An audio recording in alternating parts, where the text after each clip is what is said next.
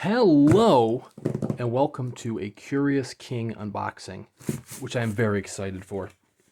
This, my friends, is The Blade Itself by Joe Abercrombie. The Deluxe edition, the numbered edition, originally was called numbered. Now they are referred to as, or going forward, they're referred to as the Deluxe edition. This is going to be a work of beauty. Now, I did just unbox the standard edition in a separate video, thinking I wanted to show them separately. Had some technical problems, so I got to go back and review that. So you might not actually see the standard edition video, because slight technical problems. It is what it is. Noticed on the box that this might be number 47, which would be a disappointment. Because I had asked to try and match my Rich Tong number, which unfortunately that can never be fully guaranteed when you ask for a certain number. I had hoped it would be the case because this being their first actual title. They did rebindings of Ready Player One by Ernest Cline, but I think that was like lettered. I don't think that was actually numbered. Maybe it was numbered. And maybe somebody beat me to it. Or maybe there was just a clerical error. I mean, such things happen. It did happen with Words of Fire, the Neil Gaiman book of poetry from Arete. I had requested the matching number, and, well, they goofed, and I lost that number. But, such things happen, and that might be the case here. But anyways, wow. That is gorgeous. Let's look at the slipcase itself first. Very thick material, bound in cloth with a nice blade. The blade itself on the board. It's got a nice little felt lining. Not that you can really see that, but a nice felt lining in there. So this, as you can tell, wow, it is bound in blue goatskin. I believe they said it was goatskin leather. There we go. It's almost like you want to. There's the top, there's the bottom of the blade with the blood dripping down. Absolutely gorgeous. Joe Abercrombie, The First Law, book number 1, as beautifully illustrated by Tommy Arnold. We have the same end papers from the standard edition. That's Adjoa, the capital city, the house of the maker. Yep. Okay, so I did get 42. I had hoped to get 57. If you are watching this video and you're saying, man, I got 57, hit me up and we could trade. Because I would love to try to get that. It's my Richard Tong number, or at least it was. My last 2 Richard Tong books have not had that number, this being the second of them. Which is a shame. Like I said, it could be an instance of clerical error where they just forgot or sent it out on its way. Or it could be an instance where somebody else had claimed that number if they had maybe that number for Ready Player One. But anyways, Richard Tong at Ludlow's and at Lyra's did the binding on this. The gorgeous, gorgeous binding. Look at those headbands. Look at that. Actually, nice little stained page edges too. I'm looking at the craftsmanship in the actual cover and didn't even notice the page stains. That is gorgeous. Anyways, I have several titles all bound by Richard Tong, and up until Words of Fire, they'd all been 57. But it is what it is. This is printed letterpress by Nomad Letterpress, bound by the Artisans at Ludlow, signed by Joe Abercrombie and Tommy Arnold. Number 42 of 150 copies. Printed on 120 gram paper. Nice little tipped in frontispiece here, which includes the Homer quote, "The blade itself incites to deeds of violence," from which the title gets its name. Printed 2 colors throughout. So you're going to see that nice, striking blue. I'm colorblind. Is that blue? Is it purple? I don't know. That color throughout for the 4 readers. So it does start with the end. Logan Ninefingers facing death in the face. And, Logan Ninefingers from the north is not one that can be killed very easily, as we'll find out through the blade itself. And if you haven't read The First Law, if you're a fantasy fan, I highly encourage it. Here's the second of our main point of view characters. This is Jezel. He's an officer for the Union Army. Oh no, my map is bent too. Oh no, this is not going well. It's a numbered copy with a bent map and the wrong number. 3 point of view characters. You have Logan Ninefingers, a barbarian from the north who helped secure the throne for the King of the North.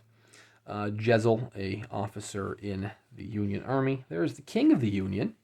That is Guslav. Guslav, if I recall correctly. I always want to call him Gustav, but it's with it. Yeah.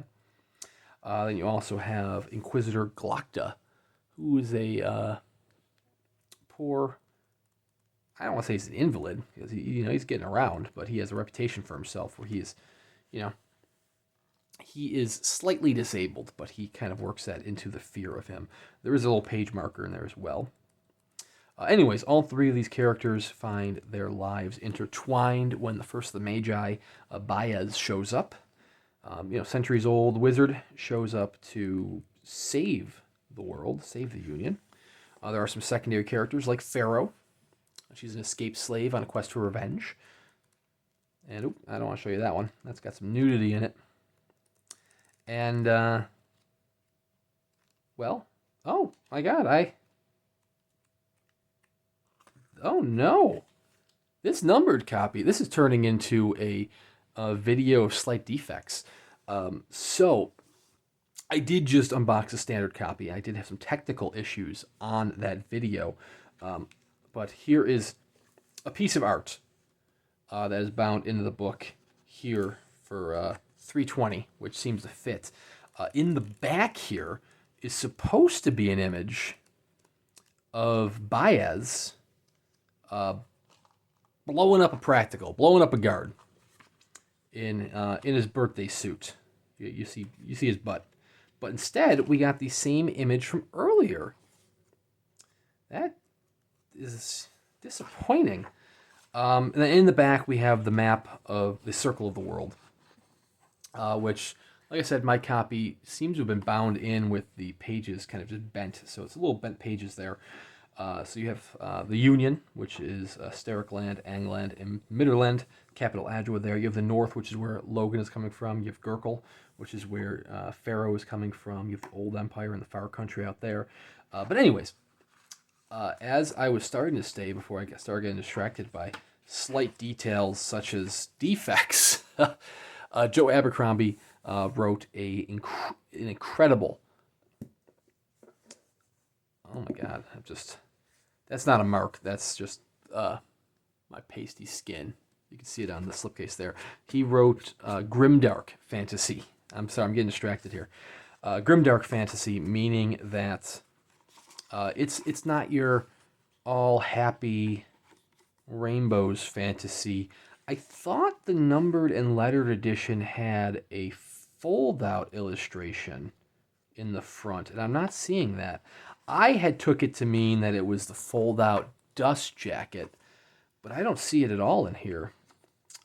Maybe I'm imagining it incorrectly? Did you also get the numbered edition or deluxe edition? If so, do you have the fold-out illustration, or is it maybe just the lettered edition? Maybe I'm just crazy. Anyways, gorgeous illustrations by Tommy Arnold. Just stunning work. Arnold has done a phenomenal job here. So grimdark fantasy, as I keep getting distracted, it's not all happy rainbows fantasy. This is dark, dirty, nitty-gritty fantasy. I am going to show you, just in case the standard edition, if the standard edition video did work, you should check that out, and you can see the standard edition. In case it didn't work, I'm going to show you the missing illustration, which is right here. That is Baez, who blew up a practical. That's not in my numbered edition, because I got the other illustration twice. So anyways, picture your Brent Weeks. Picture your George R. R. Martins. Picture, who's another good one? Picture your Tad Williams, although Tad Williams didn't start out as grimdark, but he certainly got there. But yeah, no, if you wanted to get into fantasy and you're like, man, I wish my fantasy had just more absolute murder. Or if, Mark Lawrence, that's the other author I was trying to think of.